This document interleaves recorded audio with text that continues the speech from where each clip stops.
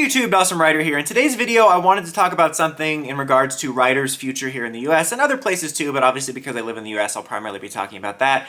It came from some comments from LA Comic-Con where Zetz's producer was there. This is a little bit old news by the time I'm posting it. I completely forgot I wanted to make a video about this. Somebody had asked me about this. I believe it was on one of my Zeztz episode reviews about some comments made. I'll post it up here, and then I was like, oh, to make a video about this, and then oddly enough, when I was looking for a quick video to make while I was trying to record between the construction, I ended up doing the Power Rangers video because I completely spaced this until afterwards because it brought up some similar thoughts.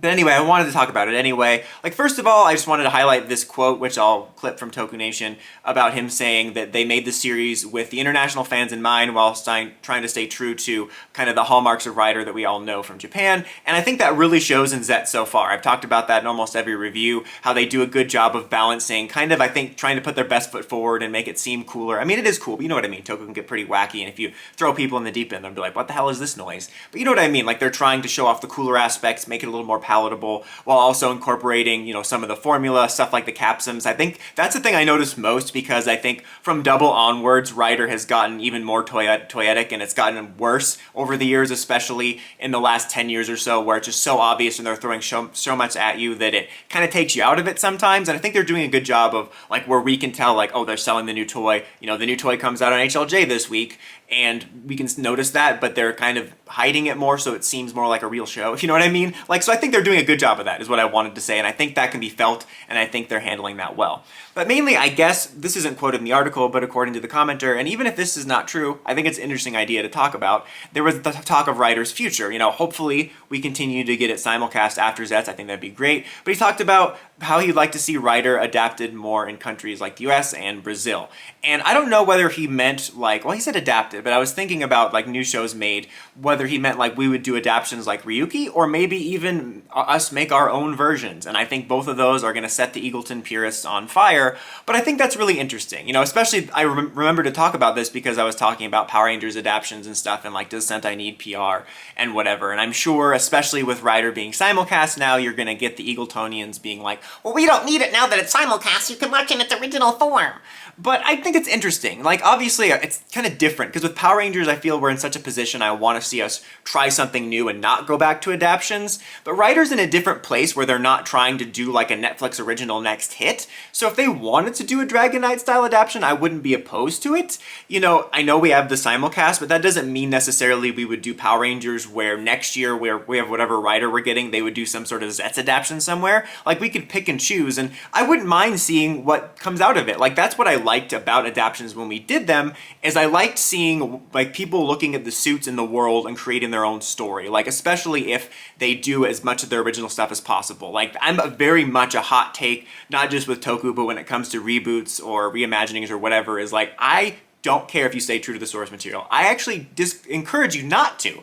The source material already exists, let's fuck shit up. So I like to see them, you know, it's cool to see them sometimes take like an SPD series or a Mystic Force where they take the framework and fill it in differently, but I really love the RPMs and the Dino Thunders and Dragon Knight to a degree as well, where I really like to see what kind of story do these people see these suits and see. I'd almost like to see somebody be shown, like, here's all the suits, what's the story, and not even know what the story is. Because I think it's interesting to see those different points of view and see an entirely different world. Like, when we had adaptions, that was the fun of it, is for every series you would have two entirely different worlds. Well, not always entirely, but you know what I mean, to enjoy. I thought that was really cool. So I wouldn't be opposed to that.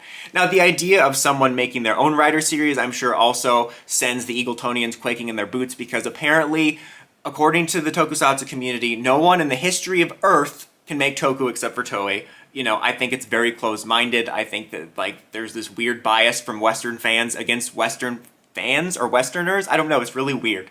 But anyway, like, I think that would be cool. Like I mentioned, I think in that last video, like the Orville. The Orville very much inspired by the Next Generation era style, but it feels like modernized, like it looks better. Like, not that Next Gen or anything looks bad, but you know, you have that dated style, but it was very much in that style, but looking like it was more modern. So I think if you could get the right team together, it would be cool to see the US or somewhere else come up with their own unique writer and theme and show that, you know, stays within the spirit of Toku that people want to keep and the style of it. But I think that would be cool. I would almost prefer that. Like, I would like like to see adaptions if they wanted to do them in terms of, I'd be curious, what's the story you'd come up for Fives or for Gav or Gaim if you decided to do them. But I would love to see, like, what if other places did their own versions of Rider? But again, people are going to be like, it has to taste true to the spirit. And that's the thing too, is like, I'm already annoyed. I'm sorry. I'm already like arguing with the comment section that doesn't exist. I'm so annoyed that they would hypothetically say that. What drives me crazy is when people say it's not going to feel like Rider. It's not going to feel like Sentai. It's not going to feel like Power Rangers.